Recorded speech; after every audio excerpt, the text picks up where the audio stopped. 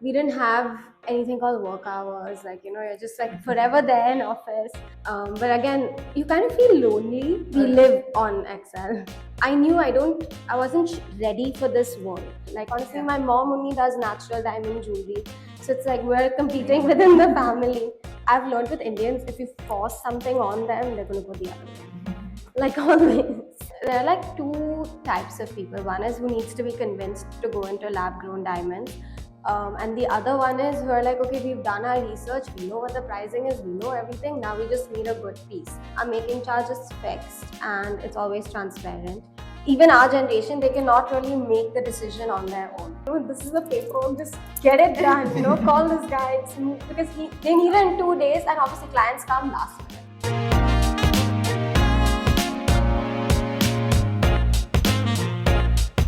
Hello, everyone. Welcome to the Breaking Uneven podcast. We love to talk shop, uncover the beauty of failures, and play a few games. Today, we have with us Aashna Shah, the founder of Arctic Star.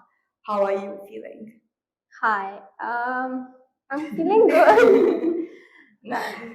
Okay, so Aashna, you completed your bachelor's in investment and financial risk management at Cass Business School in London, and then over the years, you have done a couple of internships at financial companies. And then post-graduating, you worked at PwC in deals advisory team in Dubai. And now you have your own company called Arctic Star. So have we got it right so far? Yeah, pretty much actually. Okay, perfect. So given that Arctic Star is what has brought you here, we're going to play a quick little game with you to understand a little bit more about what you do. So this game is called the Twitter Pitch Challenge, and Twitter is known for its 280 character limit on every tweet, which makes it a little difficult to convey your thoughts sometimes. It takes 20 seconds to speak to 80 characters, and that's the challenge that we transfer to you, which is to explain to us Arctic Star in 20 seconds. But you also need to use one emoji and a hashtag. Got it? Okay. Cool. So we have a timer as well. 3, 2, 1, go.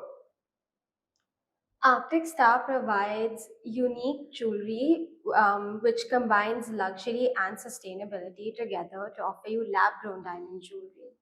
Hashtag and emoji. Hashtag sustainable luxury, and the emoji would be, I think, the diamond emoji. Yeah, I kind of like it. Yeah. You can't go wrong with that. Perfect. Yeah, it was under 20 seconds when she said the. Okay, so this is great. I don't even use Twitter, and I think I'd excel at it. Yeah, 100%. Let's go back to where you started. It was your education was in finance. You did a lot of like financial internships. And how was your experience at PwC in Dubai? Honestly, I loved it. Like, I was in consulting, but was in the valuations team for mergers and acquisitions, and it was very different to what I'm doing today, because at that time we genuinely we didn't have anything called work hours. You're just like forever there in office, but you were working with a team, and it was kind of different because it was fun. We were all responsible for the work that we were producing. Whereas here, when I'm working today, it's just me who's responsible for everything. So yeah, maybe I'm on call 24/7, but then I can also make my own timings. But again, you kind of feel lonely. This is something very odd that I haven't really I don't know if people talk about it, but when you're the owner or a founder of a brand and you say you have employees with you, but it's just they end up becoming their own group, and then you're just there alone, okay, now what do I do, Whereas in PwC, this didn't exist. Everyone just worked as a team, directors, managers, everyone was so friendly. So I think that's why I think I really enjoyed that experience, but I'm liking this one too. I fully agree with you. And I think it's also difficult because you want to be friends with your team, but there are times when you need to be the bad person for whatever reason. So even if you're friendly, even if you'll go out together and everything, no matter what you do, your team is going to have a whole set of conversations and chill time that doesn't involve you. And I think that barrier is also important to you as a founder to have that barrier, because you know that at the end of the day, if you need to tell someone off, etc., that it'll be that much tougher if you're really friendly with them. Yeah, you need to create that a little that line between the founder and the employees, because otherwise, if they just end up thinking of you as a friend, at times it doesn't work out. You can get a little too comfortable. Exactly. No, fair. And a lot of people also say, right, like entrepreneurship or being a founder is a very lonely journey. So you have to, like, there's a lot of mental strength that goes with it as well to like push through in like the ups and downs as well to like figure that this is your project or your baby and your company and you need to like make it work. Exactly. And like, like all the responsibility and like the stress and the pressure is on you, because employees can only help you till a certain point, but then after, if you want to take it to the next level, you are the only person who can put in all this work, because no one else shares the same passion as you do. For sure. But yeah, is there anything from that corporate world that you still carry with you today, or have you left it all behind? No, honestly, like, so firstly, the dedication that we had in that, for when you were working for like another client, and then today when I'm like working for myself, it's just like we were so meticulous at that time. We were so like, okay, no, I want to produce the best I can, and I've like taken those same things and I'm like using them today, because today I'm creating my own brand, So I also want to put in the best I want. I want to be as particular as I can. Like, for example, we're trying to create our website, and like I'm literally like, on these people's heads, like, okay, please just make sure this is aligned on the right corner by this much and this one, and they're just like, it's fine, no one's going to see it. I was like, no, if I can see it, I'm sure people will. In PwC, we used to like, presentations were like our biggest work produced, and today like I just need everything to be as particular as it was at that time. So I think that I have carried forward, and Excel. I mean, we live on Excel. I totally get what you mean about like wanting to have everything done in like with so much, like we're so meticulous about everything, because at the end of the day, you don't know out of 1,000 people which 10, 15, 100 will notice one thing, which will notice another. But if you don't have that kind of strictness, at the end of the day, there'll be at least 10 different things that get messed up like that. But what brought you into the world of jewelry? Like, from being so pro finance and investment, and there's like so many things you could have gone into in that field. Why jewelry? So honestly, like even after graduating, I always wanted to start my like own business. Like I always wanted to do something of my own, but I knew I wasn't ready for this world. So I went into finance to just like build the people skills, the like, just understand how different businesses and organizations work. So when I was in deals also, because I was like dealing with the financial structure of other companies, it kind of helped me set up my own. After 3 years of working there, 2.5, 3, I was like, okay, now I think I'm confident enough to come back and start my own thing. And even when I came back here, it's not like, and then I was like, okay, what should I, start it in? It just made sense to like carry forward my family business and just take one step further, like what the generation is moving towards. So I started with lab grown diamonds instead of natural. But because I just had that base, it helped, like, it was like a stepping stone. It was not like I was starting completely from scratch. So that also like helped. That's very cool. And then if you've chosen to go with, let's say, lab grown diamonds, right? You like obviously see a market for it, especially in India. And with jewelry, there's multiple different types of people. Right? There's people who want to wear it, there's people who want to invest in it, and then there's different levels as well. Where does Arctic Star fit into the lab grown diamond market? Like, who's your audience, and why have you chosen to go with that audience? Okay, so yeah, in Arctic Star, we're trying to create a very like niche audience. We're not creating we're aiming to not create traditional jewelry which brides would like to wear as their wedding set or something, but the pieces like brides would like to wear as part of their trousseau collection, which is, for example, like you've gone for a friend's cocktail party, or they want like a unique statement ring. That's the kind of jewelry we're trying to create at Arctic Star, because at that time you're not spending too much since it's lab grown diamonds, but you're still paying for the design and you're still paying for the gold investment that you're doing. So it's just like a more fun alternative, but keeping in mind that you're still investing in a jewelry piece.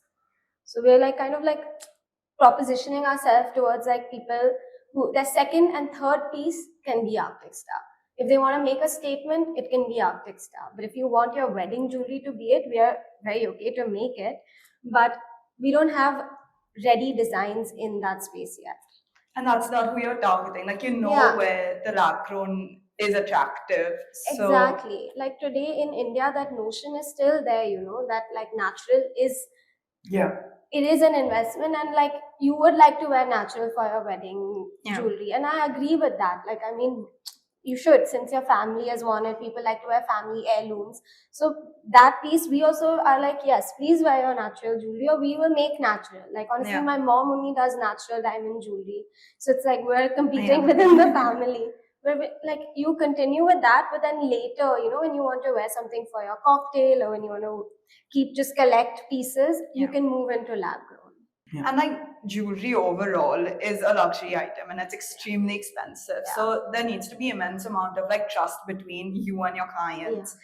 Yeah. So like for example, right now most companies just build their social media profile and try to like gain clients from there. But for you, it would be more than just that, just because Yeah. you need to like build that relationship.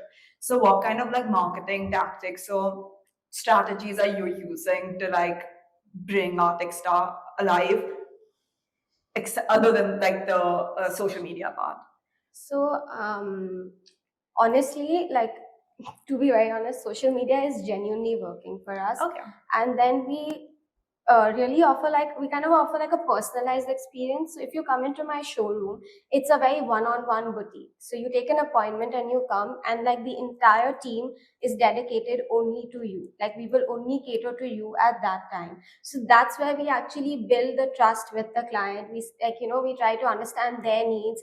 We are very open to like customizations. We are open to being like, okay, you know what, if you're not sure, I'll show you a 3-carat oval and a 2-carat oval, and then you decide. So we like offer them multiple options, and like we try to adjust to what they'd like. So we're quite flexible that way, and I think that's how we've been building trust. And again, like I said, because I built it on my own family legacy, that trust element kind of already came with our brand. Like, people already know we are into the jewelry space, they can trust us, and hence like it just helped build that gap. No, for sure. And like you said, that lab grown diamonds is like second and third in line. It's not something that like it's either for your wedding and stuff like that. And that's also because your price point changes accordingly. Like compared to natural diamonds, lab grown diamonds are relatively less expensive. So going in that, like, I think also like how do you explain that to your customer between like, okay, this is not what we're not trying to sell you like natural diamonds or an alternative for that. Sorry, what gold do you use with your jewelry? Is it 14 KT gold? 14, right? So now so I've explored the lab grown market as well, and we explored with the idea of lab grown plus 18 carat, but it doesn't matter, right? Whether it's 18, 14, whatever it might be. The point is the gold has inherent value. It is going to appreciate in that value as well. So the difference is that, let's say I go and buy a real like natural diamond and gold set today, I'll probably shell out about 60 to 70 lakhs for a decent one. At that point, the moment I buy it, I lose the making charge on the gold and I get about 10% depreciation on the diamond. So I lose about 6 to 7 lakhs of value the day I buy it. And then if it appreciates over time, good for me. Same thing happens in lab grown, except now your cost per set is not 60, 70 lakhs, it's about 8 to 9, maybe 10 lakhs. Depends on what you're purchasing. It depends, but the average comparison is about 12 to 15% of the cost of natural. And here, your depreciation is accordingly immediately like 50 to 60K and not 60 to 6 to 7 lakhs. So that is the kind of overall, like, you know, why you should go for lab grown story that I came up with. And the reason I said, okay, I'm going to put a pause on this business because I have no clue how to communicate that.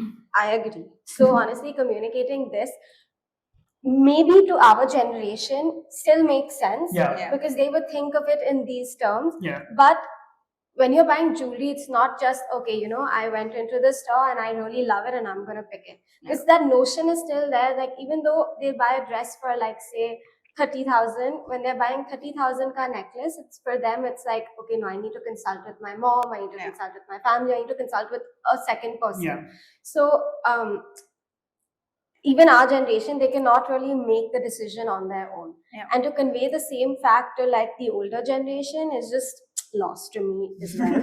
So at Architecture, what we try to do is we don't try to convince them that you buy this. We just try to tell them that, see, this is your pricing, this is how it's going to be. There's going to be no difference between your natural and your lab, but the decision is entirely on you. I can provide both to you. It's just, if you I would suggest, if you're purchasing a bigger set and it's for a family occasion, then you can pick natural if you're really leaning towards it. But if it's just for something you want to wear every day or something you want to wear at a party later on, wearability of this will be faster and it's cheaper. You can buy two. You can buy a necklace and the earring. Yeah. So then it's on them, and then they kind of like come around.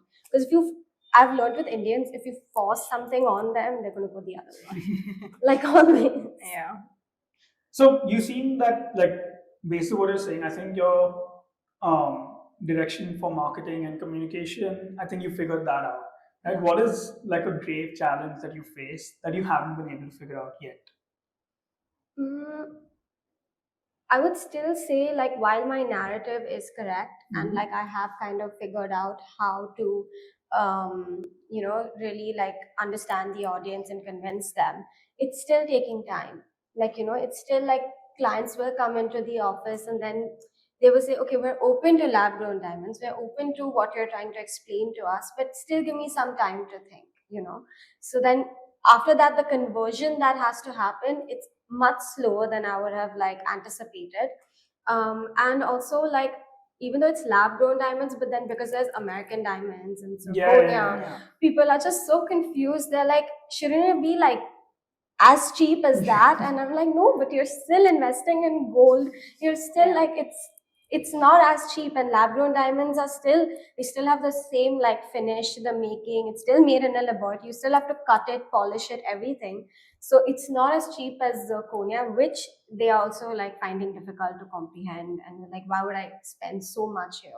And kind of what you're tackling is the concept, right? Or the concept of lab grown diamonds. So, like, for example, let's say hopefully 5 years from now, if everyone is on board with the idea, your people will come to Architecture if you have like brilliant designs, right? Yeah.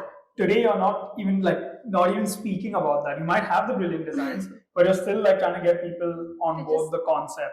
Yeah. So, but have you had at least some level of clientele that walks in saying, hey, I know I want something, but do you have a design that's going to make me want to buy it? Yeah.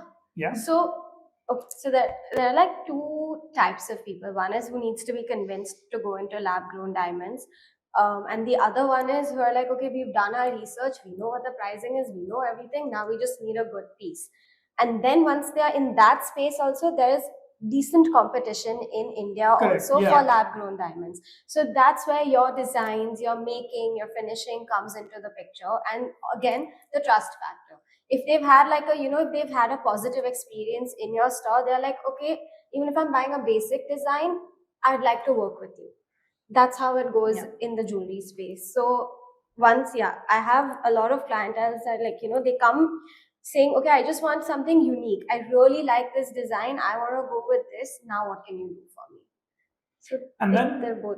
Sorry, just because I've been in this, like I've researched this space, as just another question I had was, one of the thoughts that we had was we would actually make the making charge available, like transparent to the consumer. So, for example, making goes anywhere from 500 rupees per gram all the way to 1500 rupees per gram. Yeah. So we thought that, okay, whatever level we choose to do, and we wanted to stay somewhere between the 1000 to 1500 range, we'll just make that cost visible to the customer. Yes. Have you thought of doing that, or is that we do that? Oh, we already do that. So okay. This is something we've also followed in the natural diamond jewelry.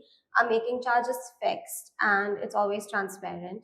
So when I'm giving you the quotation, I already give you a breakup of like your gold, your diamonds, and your labor. So, and I've been following that for lab grown as well, because ideally, like, I want the process to be transparent. And right now, with the competition that's there, people are just like, they know the diamond rate and they assume that, okay, no, someone told me like this is 20,000 rupees, and like Instagram on reels, I'm saying, like people are saying it's being sold on the road for so cheap, and I'm like, see, this is the price. That's why I'm giving them a breakup. So like, exactly what's happening and what you're buying. And you obviously can't compare what you're getting on the road to like it's just reels. It's fake marketing. On reels, because like even lab-grown diamonds are priced as per the Rappaport report, which is constantly changing. Yeah, exactly. We in fact thought that we would have a live version of the Rappaport report on our website so that people can see. It's a one-time like coding thing. Yeah. And then as long as you can create a data pipeline to keep feeding it, it should like work. Yeah, it should. So now there's one for lab-grown diamonds as well. There's a separate report itself. Yeah, it's called Virtual Diamond Boutique, and they're trying to create like a system where they can like show the prices of lab-grown diamonds as well, kind of like Rappaport but for lab. Okay, so if there's a company that's doing that, it was probably too high for us to do it as a segment on our website. I don't think it's one company because there are like 300 as of today. There are 300 lab-grown diamond suppliers who've listed their diamonds and prices on this platform. Oh wow! So it's kind of 300 is kind of like a good benchmark to go against. Now you can get an average price. Yeah. But so you focus a lot on your designs and stuff like that. So how is that transition for you personally as well? Like, have you always been creative in that field to come up with your own designs, or what was that trajectory like? Creative, I'm not like, I can't speak for myself. But honestly, like because I've been born and brought up in a diamond and jewelry family, I've always loved jewelry. Like I like wearing jewelry myself. So like I know what designs I would like and what I'd like to wear for events. So I kind of like use that same analysis, and I was like, yeah, I'm sure like people would also like to wear, like say for example, I go to a friend's wedding, I want like a nice diamond choker. I'm like, okay, if I am looking for something like this, I am sure there are people out there also looking for something smaller that they'd like to wear, not wear a big set, And again, like I'm also very into fashion, so kind of went hand in hand. You're literally the target audience as well. So like, I am genuinely. So if you convince yourself, you're convincing a larger group already. Okay, so our next segment is busting myths. There are a lot of like fake news on reels and just chatter around lab-grown diamonds. So we thought that we would bust a few myths with you. So the first one is lab-grown diamonds are not real diamonds. So you have to say true or false. True. Okay. Because they're not real diamonds. They are created in a lab. But when you're talking scientifically, it has the same like density, it has the same chemical structure, it has the same shine, brilliance, the facets, it's all the same. But I can't say they're real because it's in a lab. Yeah, fair. Lab-grown diamonds are inferior in quality compared to natural diamonds. False. Lab-grown diamonds are environmentally friendly. True. Yeah, and then you have a collaboration, right, with the Narai project. Yeah, so we've collaborated with this brand called the Narai project, where they kind of like steer your brand to become more sustainable. So, for example, like you do say that lab-grown diamonds are environmentally friendly, but still to grow them, like okay, but there's no mining and there's no. I was going to say there's like it's partly sustainable, but also the fact that it's a lot more ethical. Exactly, it's a lot more ethical, but you still end up using a lot of energy to grow them. Yeah. So what this team is trying to do is they're trying to buy carbon credits against the energy that we are using, so that we can move towards more being more sustainable and planet positive. Do they focus specifically on like jewelry brands or across different sectors? No, so they focus. Yeah, it's across different sectors. So they're like a consultancy, but like also they kind of like are environmental managers. So they kind of help all brands on how they can convert their processes to be more sustainable. Pretty cool. Lab-grown diamonds are significantly cheaper. This is a tricky one. Maybe true. Okay, true. Okay. Yeah. It's just as you go bigger in size, you can see the difference. Yeah. Lab-grown diamonds have no resale value. For India, false. Okay. All Indian jewelers will give you a buyback option. Interesting. Globally, that's not true. So recently, this is what I've heard, that in the US, they're not really offering a buyback.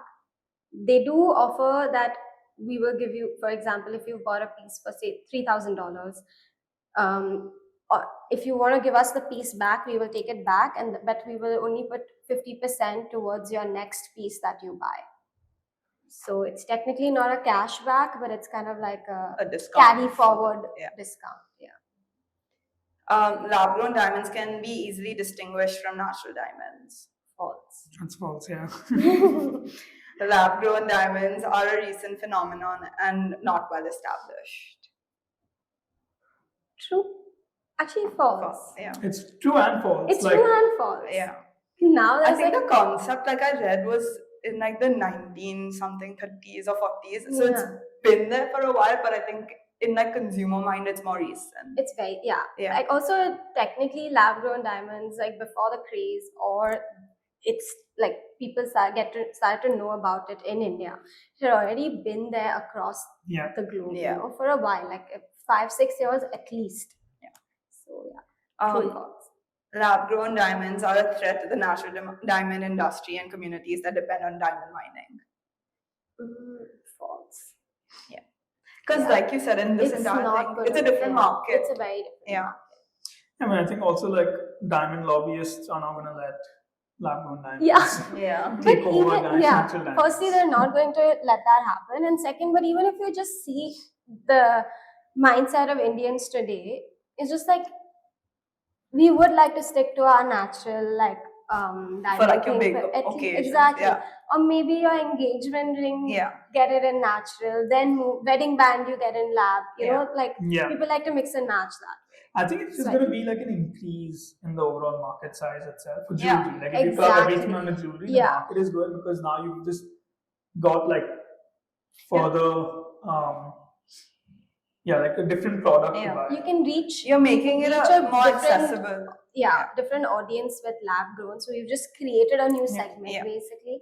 But say the top 1% may still end up buying natural. You're going to become more giving opportunity to like the rest to also have that kind of investment. Natural's becoming more rare and more exclusive in this sense then.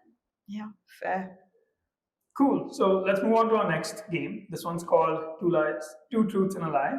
The idea here is you give us three statements, out of which two are true statements. One is a false statement. It can be challenges, achievements, personal, work-related, whatever. We have to then guess which one's the lie. Okay. So my first statement is that lab-grown diamonds are not certified diamonds. Lab-grown diamonds come in different colors same as natural diamonds, and lab-grown diamonds do not become yellow over time.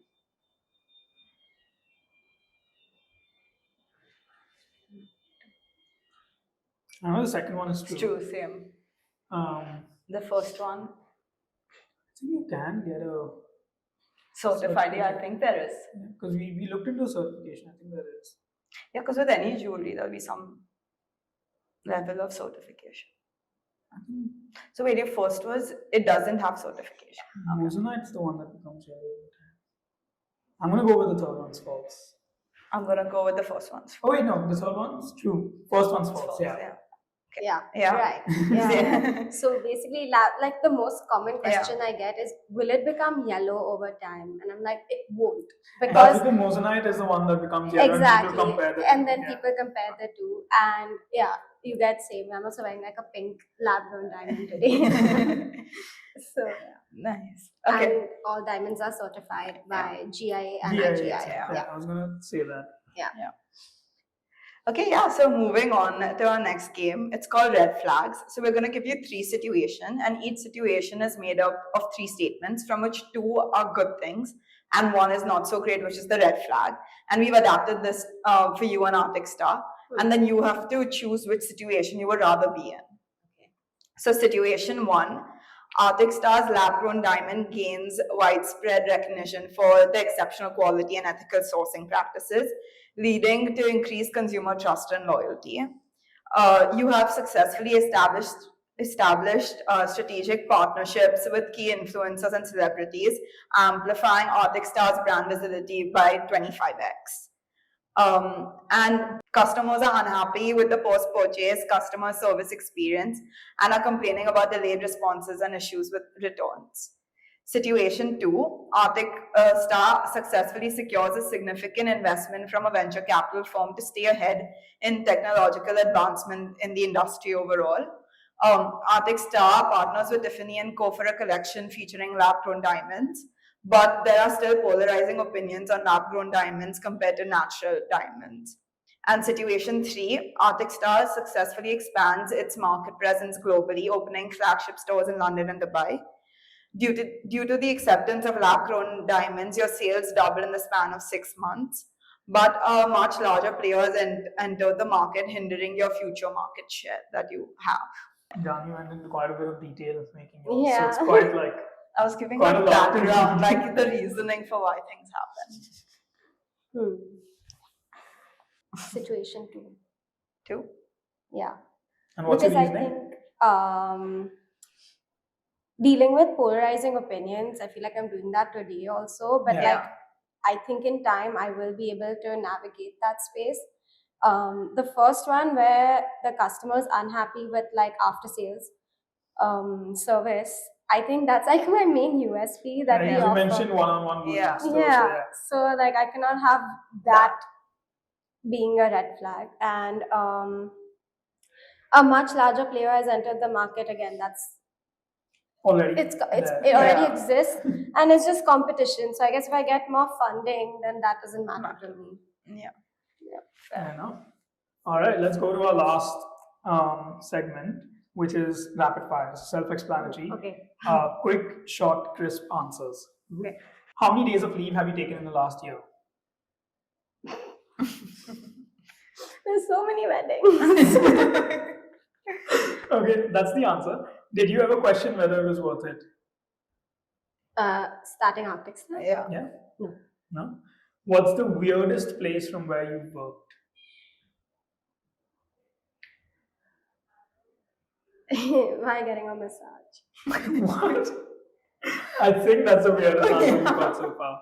We usually get like airport bathroom, hills, highway. No, those Never are standard. massage. How is that weird? Like, I mean, even when I was working at PwC, like, me and my laptop were like ones. When I went to weddings, I would carry it. So, massage was definitely That's my a cool weirdest. answer. Fair enough. What's your favorite aspect of the industry?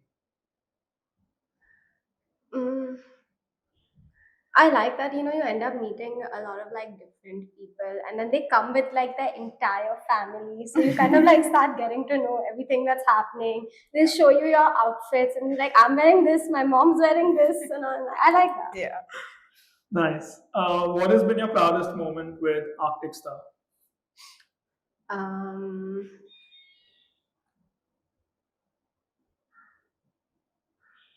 I think my proudest moment would be, I actually don't know it. I don't think I've reached where I want to, so not Fair. yet. Let's flip it. What's the one time you felt like you let Arctic Star down?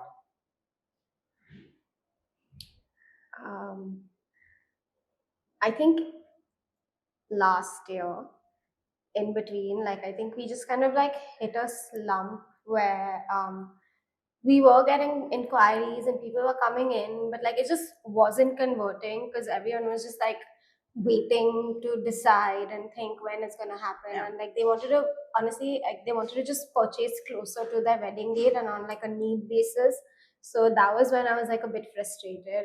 But again, like since my parents are in the same industry, they were like, this is going to happen. Like, you need to be okay with it. What's the scrappiest thing you've done to build your business? Scrappiest. Like the most jugadu thing. Yeah. No, it's like on every step though. Like any government related thing is always a jugaad. Government in India. I'm sending my jewelry, like say we have pan India delivery, like I'm just like, this is the paperwork, just get it done, call this guy. Because they need it in 2 days, and obviously clients come last minute. So like they need it in 2 days, figure it out. What did or will you do with your first profit? I reinvested it.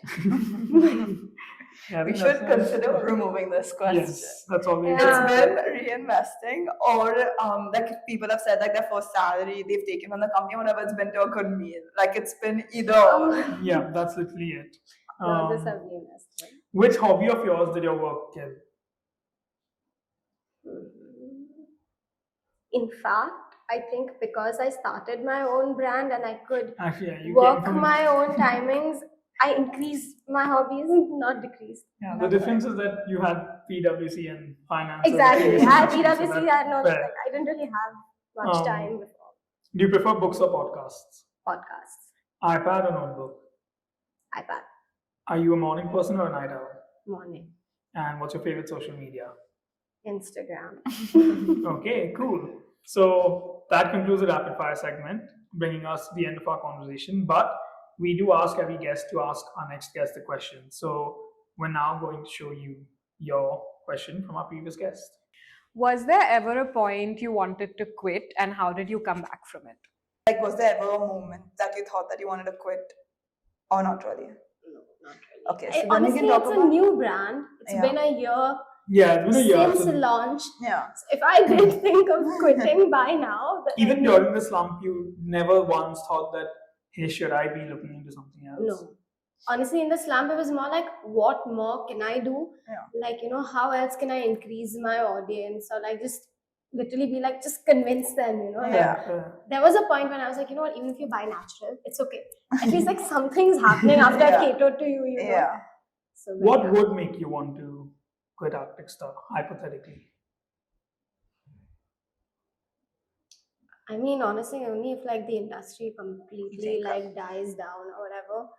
Because like, see, I have thought of it, like, say it doesn't go into jewelry and it doesn't end up being like jewelry into gold. I can always move into fashion jewelry. I can always move into accessorizing it with like crystals and handbags and all, and just be a more premium version of that. Yeah. So as of now, I don't see. There's enough pivots for you to like keep going. Exactly. Yeah. Yeah. So the answer to that question is, you came back. You will come back from it if you ever feel like I'm pivoting. Fair enough. Fair. Okay. That's it. That's the end of our conversation. Thank you so much for coming on board. Did you enjoy the conversation? Yeah. We enjoyed it. Yeah. It was comfortable. I was a bit stressed. Okay. Yeah, that was really interesting. Also, like, we did a proper deep dive into like a particular industry. So we generally do get like a holistic view of the person, the industry, business, everything. I think this one was more industry focused. Which was cool. Yeah, someday we'll have you on board to talk about you.